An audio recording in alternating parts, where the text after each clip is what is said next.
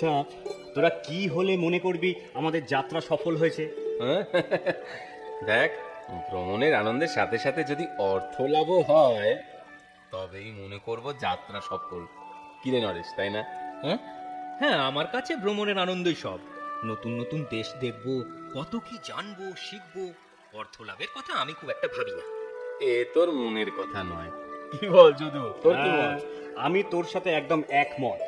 দেখা শেখা সেসব তো আছেই, আর সাথে যদি গুপ্ত ধনের হদিশ পাওয়া যায় তো সোনায় সোহাগা, কি বল? একেবারে একেবারে খাঁটি কথা বলেছিস, ভাবতেও বেশ লাগে, কি বল? হ্যাঁ, তোরা বাবা দিবা স্বপ্ন দেখ, আমি দেখি নদী, আকাশ, পাখি। নরেশের যা কবি কবি ভাব দেখছি, ও মনে হয় কোন রাজার সভা কবি হবে।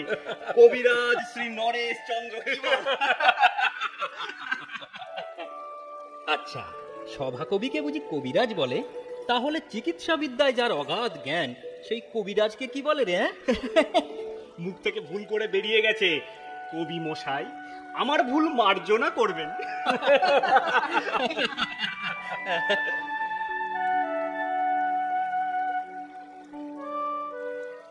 বাহ বাহ, কি সুন্দর দেশ না? হ্যাঁ, দেশ ভ্রমণ সার্থক এবার। সার্থক কি করে হলো? তোরা তো অর্থলাভই করিসনি এখনো। করিনি, কিন্তু করব। সেই আশাতেই থাক।